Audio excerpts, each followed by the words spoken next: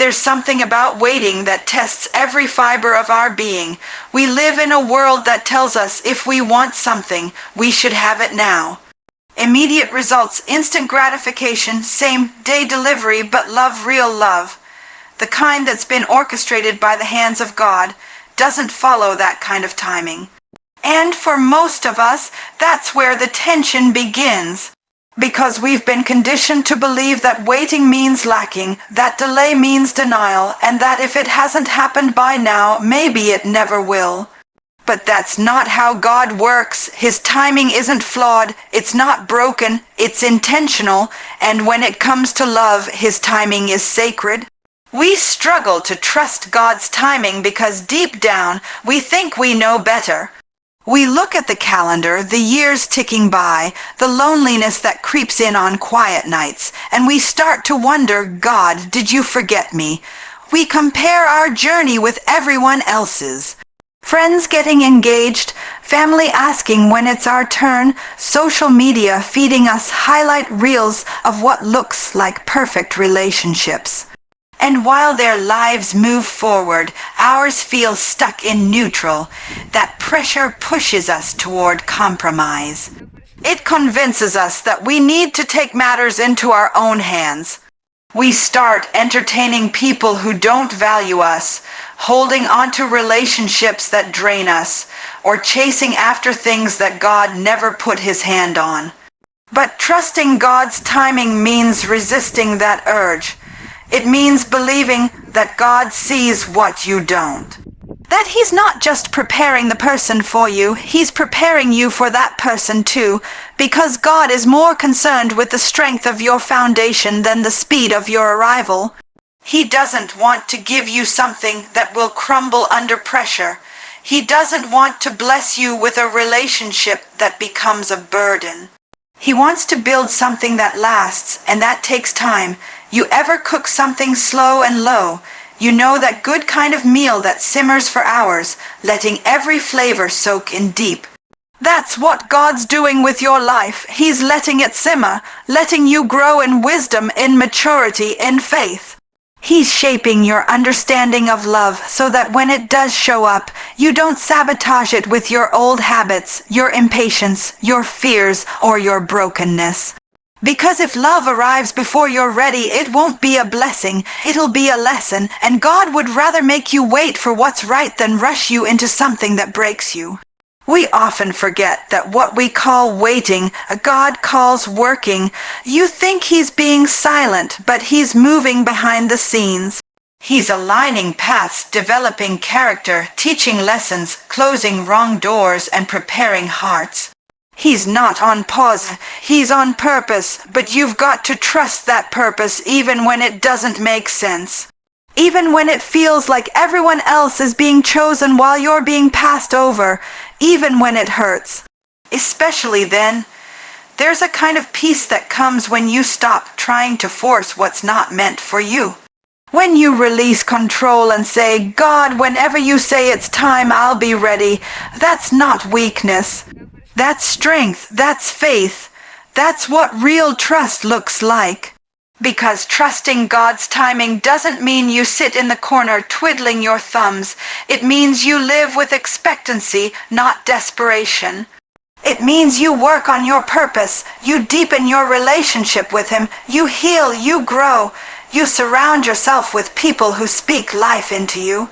You stay open but discerning, available but not desperate, and when it's time, when it's really time, you won't have to chase. You won't have to beg. You won't have to question whether it's right, because what God sends comes with peace, not confusion. It comes with alignment, not chaos. You won't have to shrink to fit. You won't have to lower your standards. You'll know, your spirit will know, but you only get there by trusting that your story doesn't look like everyone else's for a reason. Trusting that God's silence isn't His absence, trusting that your delays are divine, not destructive. And yes, it's hard, it's real hard, but hard doesn't mean hopeless. Waiting might feel like a wilderness, but even in the wilderness, God provides. He shapes, He prepares. And when the time is right, not when you think it's right, but when he knows it's right, love will walk in and it will fit, not because you forced it, but because God formed it. And that is worth trusting. So many people are out here searching for love like it's the missing puzzle piece that's gonna finally complete the picture of their lives. They're scanning rooms, swiping screens, measuring every interaction by one question. Could this be the one? And listen, wanting love is human. It's natural. God made us for connection. But there's a piece of the puzzle we keep forgetting. Before you're worried about finding the right person, you've got to make sure you're becoming the right person. Because a relationship can't save you from yourself. It can't fix what you refuse to face. And the truth is, a lot of people want love, but they're not ready for the work love requires. Becoming the right person while you wait doesn't mean pretending to be perfect. It means being honest about your flaws and being willing to grow. It means looking in the mirror and asking hard questions like, what kind of partner do I really want to be? What kind of partner would I attract if I stayed exactly as I am? That's where it starts, because love isn't magic dust that transforms you into someone new the second you fall for somebody. Who you are single is who you'll be in a relationship, just magnified. If you're insecure, that insecurity will spill over into how you love. If you're bitter, it'll bleed into how you communicate. If you're selfish, it'll show up in the choices you make. That's why God sometimes makes you wait, not to punish you, but to prepare you. Preparation looks like healing from old wounds so you're not dragging past heartbreak into something new. It means forgiving people who hurt you so you're not building walls around your heart so high that no one can get in, not even the right person. It means learning how to communicate instead of shutting down, how to listen instead of only wanting to be heard. It means developing the kind of character that can handle the storms as well as the sunshine, because love is not always easy. There will be days when feelings fade, when life gets heavy, when it takes commitment to stay, and who you are in those moments matters. Becoming the right person also means working on your purpose, finding out what you're called to do. Pouring into your gifts, because when you're living in purpose, you're not just waiting, you're building. You're not sitting around feeling incomplete. You're walking out the calling God has for you, and that kind of energy is magnetic. It attracts people who are also running toward purpose, and that's the best place to meet someone while you're both chasing after what God created you to do. Sometimes people get so focused on finding love that they lose themselves. They start compromising on their values, ignoring red flags, trying to fit into someone else's mold just so they're not alone. But real love doesn't require you to shrink. It doesn't ask you to sacrifice your identity. Becoming the right person means knowing who you are, so when love comes, it can fit into your life without erasing you. It means having standards and sticking to them. It means understanding that being single is not a curse, it's a season. A season for preparation, a season for growth, a season for becoming so rooted in God that when the winds of love blow in, you're not swept away by the first person who pays you attention.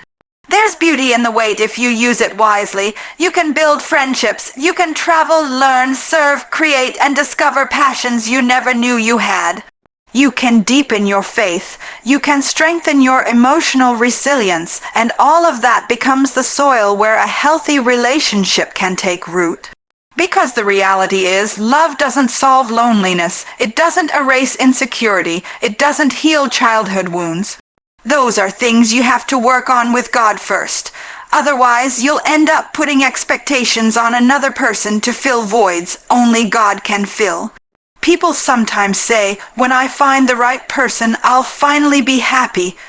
But it doesn't work that way. Happiness is an inside job. Joy is something you carry with you. Peace comes from knowing who you are and whose you are. So becoming the right person means anchoring your identity in God, not in another human being. It means being whole on your own so when love comes, it's an addition, not a necessity for survival. God isn't keeping love from you. He's keeping the wrong love away until you're ready for the right one. Because he loves you too much to let you settle for less than what he has planned. So in this season, don't just pray for your future partner. Pray for yourself. Pray for wisdom, for healing, for strength, for growth. Because while you're waiting for the right person, God is waiting for you to become the person who's ready to receive the love he's preparing. And that's work worth doing. Sometimes we talk about love like it's only about feelings, the butterflies in your stomach, the racing heart, the fireworks when you lock eyes across a room. And while emotions have their place, they're not enough to sustain a relationship that's supposed to last. Because feelings come and go, and sometimes they lie to you. That's why when it comes to finding true love, the kind of love God wants for you, you can't rely on emotions alone. You need discernment. You need spiritual eyes to see past the surface and recognize whether something or someone is truly from God. God is not silent about who belongs in your life. He speaks in different ways. Sometimes it's a quiet whisper in your spirit, a sudden sense of peace that doesn't make sense, or a gentle warning that makes your heart uneasy. Sometimes it's through His Word, through prayer, or through wise people around you, but we've got to be tuned in to hear Him. And that's the problem for a lot of us. We're so caught up in what we want, so focused on how somebody makes us feel, that we drown out God's voice. We pray for signs, but then ignore them when they don't match what we hope to hear. We force open doors God has clearly shut because we don't want to accept that no. But discernment is about letting God's truth speak louder than our desires. There's a difference between someone who looks perfect on paper and someone who's right for your spirit. A person might check every box, attractive, successful, charming, saying all the right things, but your spirit can feel unsettled around them, like a piece of a puzzle that doesn't quite fit. That's God talking. He's protecting you from getting tangled up in something that looks good but isn't good for you. Because the enemy knows how to package distractions in beautiful wrapping, not every opportunity is divine. Not every relationship is your destiny. That's why you have to pray, Lord, show me what I can't see. Expose what's hidden. Reveal the truth. Discernment helps you spot red flags early, not excuse them away because you're afraid of being alone. It's what helps you notice the way someone talks about other people, how they handle conflict, how they treat you when nobody's watching. It's listening not just to their words, but to their patterns, because character is revealed over time, and God will often give you glimpses of who someone really is if you're paying attention. But we get in trouble when we ignore those glimpses, convincing ourselves that love can fix everything. Love doesn't erase toxic behavior. Love doesn't magically change someone's values or priorities. Only God can transform a heart, and even then, a person has to want that change for themselves. Sometimes God will give you a supernatural peace about someone. You'll feel calm, secure, and safe, even when circumstances around you are uncertain. That's His way of saying, this is right. Other times you'll feel confusion, anxiety, or turmoil, and that's often His warning. God is not the author of confusion. If your spirit feels tangled, that's worth paying attention to. It's not that a relationship won't ever have challenges, but God's blessings come with a sense of peace, not chaos. One of the hardest things about discernment is accepting when God says no, especially if you've invested time, emotions, and dreams into the idea of someone. But God sees the whole picture. He sees what's coming down the road, things you could never predict. And sometimes His no is protecting you from heartbreak, from wasted years, or from a future you don't belong in. It takes humility to let go of what you wanted so God can give you what you truly need, and that's why discernment isn't just about seeing the truth, it's about obeying it even when it hurts. It's easy to mistake loneliness for love, to think, well, this person is better than being alone, but discernment demands patience. It demands that you trust God enough to wait for His best, rather than settle for less. Because there's a difference between temporary comfort and lifelong partnership. The person God has for you won't just feel good, they'll be good for your soul. They'll push you closer to God, not pull you away. They'll align with your values, your purpose, your calling. They won't demand that you compromise your faith or abandon your standards. And the right person won't make you question your worth, they'll remind you of it. God is invested in your relationships because He knows how powerful they are. The wrong relationship can drain your purpose, distract your focus, and damage your spirit. The right relationship can multiply your calling, bring you joy, and reflect His love to the world. That's why discernment is not optional, it's essential. It's God's safeguard around your heart. It's His way of steering you toward a love story that's rooted in Him. A story that's not just built on feelings, but on faith, truth, and divine alignment. So listen closely, stay prayed up, and keep your spirit sensitive, because God is still speaking, and He wants to guide you to your true love. Fear has a way of creeping into the deepest parts of us, whispering doubts, reminding us of past heartbreaks, and convincing us that love is too risky, too painful, or simply out of reach. It tells us to keep our guard up, to hold back, to never let anyone get too close.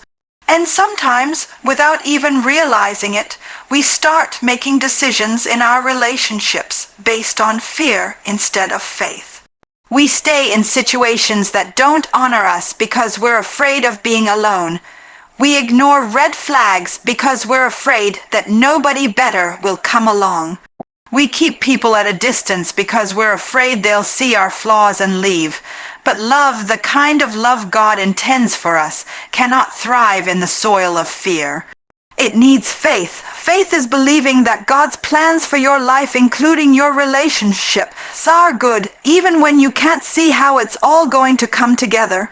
It's believing that you're worthy of a healthy, lasting love, even if your past says otherwise. Faith says, I trust that God's timing is perfect. I trust that He knows what I need. I trust that if something is meant for me, no one can take it away. Fear, on the other hand, screams, you're running out of time, you're too damaged, you're not enough. It's a constant drumbeat of anxiety that drives us to make choices out of desperation instead of wisdom. Sometimes we think if we control every detail, we can protect ourselves from getting hurt. We analyze every word someone says, read between lines that don't exist, and try to predict the future to avoid disappointment. But control is just fear in disguise. It's us trying to play God because deep down we're afraid He might not come through for us. Faith calls us to surrender that control, to release the outcome, and to trust that God's love for us means He won't let us settle for less than His best. Choosing faith over fear doesn't mean ignoring wisdom or refusing to see red flags. It doesn't mean rushing into relationships without caution. It means walking forward even when you feel afraid, believing that God is guiding your steps. It means saying, I refuse to let fear dictate my choices. It means being brave enough to be vulnerable, to show your true self, to risk love knowing that even if it doesn't work out, God will catch you, heal you, and use that experience for your growth. Fear can also keep us stuck in relationships that we know aren't right. We think, what if I leave and no one else wants me? What if I'm alone forever? So we stay, even when our spirit knows it's time to go.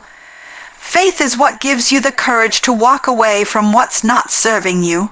Faith is believing that God can provide something better, that your future doesn't hinge on one person who was never meant to be permanent in your story. Faith says, God's plan for me isn't limited to what I see right now. A lot of times, fear tries to convince us that our past disqualifies us from love. Maybe you've made mistakes, maybe you've been through things that left scars, and fear will keep replaying those memories, telling you that nobody could love someone with your story. But faith says your past doesn't define your future. Faith reminds you that God specializes in redemption, that He can write a new chapter no matter how the previous pages read. Faith says you're worthy of love not because you're perfect, but because you're His. When you choose faith, you also choose to believe the best about people while still protecting your heart. You don't become naive. You stay wise, you stay discerning, but you don't let fear harden you. You remain open to love. You remain open to being known and loved for who you truly are, and that openness is what allows real intimacy to grow.